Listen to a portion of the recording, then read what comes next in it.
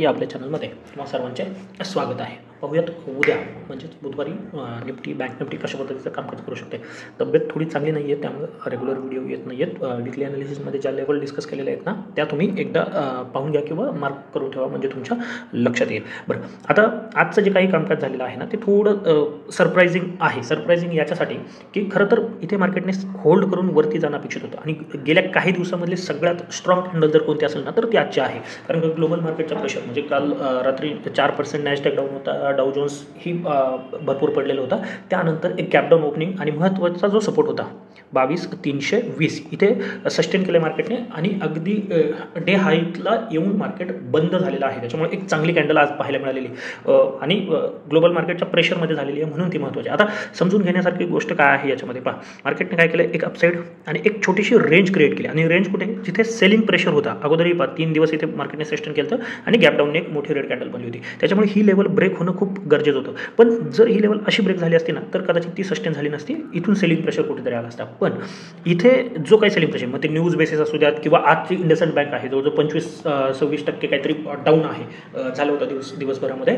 निफ्टीमधला एवढा महत्त्वाचा स्टॉक जर एवढा पडतोय ना, आणि तो सगळा प्रेशर ॲब्झॉर्ब करून जर मार्केटने जे काही ट्रॅपिंग असेल, जे काही राहिले असतील किंवा ज्यांच्या पोझिशन असतील ना, त्या सगळ्यांचे एसएल इथे आता हिट झालेले आहेत. आणि जर मार्केटने आता याच्यावरती सस्टेन केलं, म्हणजे ही जी रेंज बनलेली आहे या 3 दिवसाची, याच्यावरती जर मार्केट निघते ना, तर नक्कीच आपण 23,000 ते 23,200 साठी तयार होत आहोत, हे लक्षात ठेवायचं आहे. आणि मग एक कॉन्टेक्स्ट समजावं म्हणून हे डिस्कस केलेलं आहे डेली टाईम फ्रेमवरती, म्हणजे तुमच्या लक्षात येईल. एकदा तुम्ही पहा, आता हा गॅप फिल झालेला आहे. आता कदाचित या गॅपसाठी आपण जाताना पाहू शकतो आणि मग ही ट्रेंड लाईन जी आहे डिस्कस केलेली आहे खूप वेळा, त्या दिशेने जाऊ शकतो. इथे लक्षात ठेवा, अजूनही इथे सेलिंग प्रेशर आहे. जोपर्यंत याच्यावरती आपण जात नाही ना, तोपर्यंत एक चांगलं अपमूव ज्याला म्हणतात तो येणार नाही. बाकी वीकली ॲनालिसिसच्या व्हिडिओमध्ये डिस्कस केलेले व्हिडिओ अतिशय छोटा असेल. अगदी थोडक्यात पाहूयात की उद्या कशा पद्धतीचं कामकाज होऊ शकतं. आज मलाही निफ्टीमध्ये काही चांगला प्रॉफिट करता आलेला नाही आहे. रादर का तेही सांगतो, मला अपेक्षा नव्हती की या पद्धतीचं कामकाज होईल खरं तर. कारण का ते ग्लोबल मार्केट खूप निगेटिव्ह होतं, त्याबरोबरच इंडसइंड बँकची जी न्यूज होती आणि काय झालं, 320 महत्त्वाचा सपोर्ट होता, हे डिस्कसही केले. परंतु कुठेही सेटअप बनलेलं नाही आहे. म्हणजे ज्या सेटअपची वाट पाहत असतो ना आपण, तो सेटअप बनला नाही. हा एक डिस्कशन आपण नेहमी करतो, 5 मिनिटाच्या 10 कॅन्डल किंवा 15 मिनिटाच्या 5 कॅन्डल वगैरे.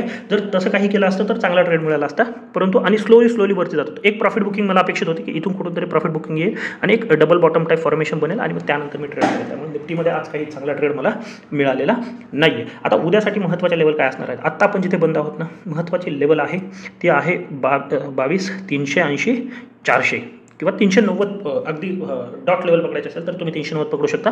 पण या लेवलला खूप इम्पॉर्टन्स आहे, कारण का मार्केट जर इथून खाली येते ना, आणि ते यायलाही पाहिजे, काही हरकत नाही आहे. पण जर या लेवलमध्ये येतं, इथे एखादा डबल बॉटम किंवा कोणतंही बुलिश फॉर्मेशन बनवतोय ना, तर बाय ऑन डिप्स जे म्हणतो ना आपण, ते आपल्याला 22,380 ते 400च्या रेंजमध्ये परफेक्ट बाईंग बनवू शकतं. हा याच्या खालीही लगेच सेलिंग आहे का नाही, ॲटलिस्ट 360 एक चांगला झोन आहे. 360च्या खाली तुम्ही थोडा विचार करू शकता. सेलिंगची लेवल आता खूप दूर आहे, जरी मार्केट डाऊन ट्रेंडमध्ये आहे गेले काही दिवसापासून, तरीही महत्त्वाचं आहे. 360ला तुम्ही विचार करू शकता. ॲक्च्युअल जे सेलिंग आहे ते तुमचं सुरू होईल 290च्या खाली. म्हणजे जो काही आजचा लो बनला आहे, एक्झॅक्ट तो लो जो 320चा आहे, तो ब्रेक झाल्याच्या नंतर एक सेलिंग येऊ शकतं आणि मग 150 ते 200 पॉईंट एका दिवसात येईल असं नाही आहे. पुढच्या 1-2 दिवसामध्ये मग आपण 22,000साठी तयार होत आहोत, हे लक्षात ठेवायचं आहे. अगदी थोडक्यात लक्षात ठेवा, अपसाईड खूप इम्पॉर्टंट आहे.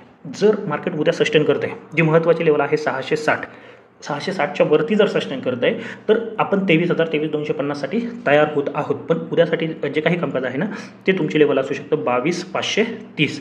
520 आहे, 10 पॉईंटचं क्वेश्चन घ्या. 22,530च्या वरती जसे निघणार आहोत ना, तर एक चांगली अपसाईड आपल्याला पाहायला मिळू शकते. बेस्ट वे काय असू शकतं, फ्लॅट ओपनिंग होऊन आणि नंतर ब्रेकआउट येईल, किंवा जर एक चांगलं गॅप ओपनिंग झालं 70-80-90 पॉईंटचं, तर इथे 560-580च्या जवळ एखादी गॅप ओपनिंग नंतर मार्केट सस्टेन करून जर 580ची लेवल ब्रेकआउट येतोय, तर एक चांगला अपसाईडचा ट्रेड सुद्धा प्लॅन होऊ शकतो. म्हणजे 2 कंडिशन आहेत, इथे सुद्धा होऊ शकतो, इथे किंवा इथे ओपन होऊन रिटेस्टिंग 520ला. या 2च लेवल आहेत, 520-530 आहे आणि वरती 580 आहे. 580 ब्रेक झाल्याच्या नंतर 660 हे आपलं टार्गेट असू शकतं.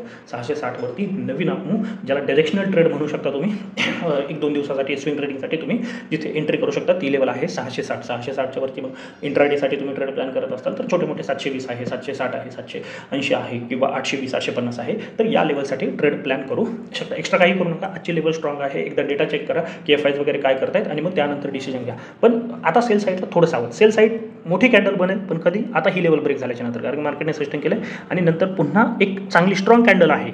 जर वोलेटाईल सेशनमध्ये वरती आला असतं ना तर मी कदाचित त्यावरती एवढं लक्ष दिलं नसतं. या पद्धतीत जर काम करत असतं ना तर कदाचित लक्ष नसतं, परंतु मार्केटने पूर्ण सस्टेन केलं. इथे फक्त थोडं सोडलं तर पूर्ण वेळ सस्टेन केलेला आहे, म्हणून इम्पॉर्टंट आहे ही लेवल खूप किंवा ही कॅन्डल चांगली आहे. तर या कॅन्डलच्या वरती मार्केट सस्टेन करते आणि डेली दाखवलेलं आहे, मग त्याच्यावरती क्लोजिंग येतं, डेफिनेटली आपण पॉझिटिव्ह होत आहोत. हा बँक निफ्टी मात्र क्रिटिकल आहे. हा म्हणू शकता इंडसइंड बँकचा प्रेशर असेल किंवा इतर काही. तर बँक निफ्टीमध्ये थोडी मोठी टाईम फ्रेम करूया, 30 मिनिट्सची, म्हणजे क्लिअर होईल. एक आता रेंज क्रिएट होताना आपल्याला पाहायला मिळते. म्हणजे अगोदर जी रेंज होती ती होती इथे 48,000च्या वरती आणि इथपर्यंत 48,800पर्यंत, ही 700-800 पॉईंटची रेंज आहे, किंवा तुम्ही 48,200 पकडा, इथपर्यंत ही एक रेंज होती. आता दुसरी रेंज इथे बनते 47,800 ते 48,000-48,050 या रेंजमध्ये आता इथे मार्केट काम करताना पाहायला मिळतं. जर उद्या 48,050 ही लेवल ब्रेक होती ना तर नक्कीच आपण अपसाईडच्या ट्रेंडसाठी तयार होत आहोत आणि मग तिथून एक चांगली मुवमेंट येईल. अगदीच फास्ट मुवमेंट सध्या तरी बँक निफ्टीमध्ये दिसत नाही आहे. एक दिवस चांगलं पॉझिटिव्ह क्लोजिंग होतात, मग आपण ठरवूयात 48,050च्या वरती 48,200 ही एक रेंज तुम्ही पाहू शकता. हां, आणि मग पुन्हा या झोनमध्ये बँक निफ्टी एंट्री करू शकते. मग तिथून 48,400 असेल, 48,600 असेल, 48,800साठी तयार होत आहोत. एका दिवसात येण्याची शक्यता कमी आहे, परंतु त्या लेवल आहेत.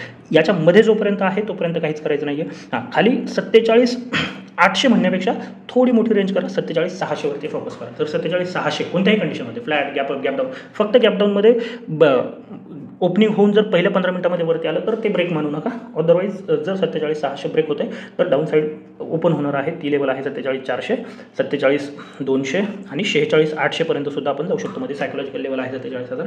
कदाचित उद्या याची आवश्यकता पडायची नाही, कारण का ग्लोबल मार्केट आता सध्याला बऱ्यापैकी पॉझिटिव्ह आहे. जर काय असेल तर मी नक्कीच टेलिग्राम चॅनलला अपडेट करेल. जर ही माहिती आवडत असेल तर नक्की आपल्या चॅनलला सबस्क्राईब करून घ्या आणि व्हिडिओला सुद्धा लाईक करा. तर आजसाठी एवढंच. धन्यवाद. जय हिंद, जय महाराष्ट्र. Keep trading.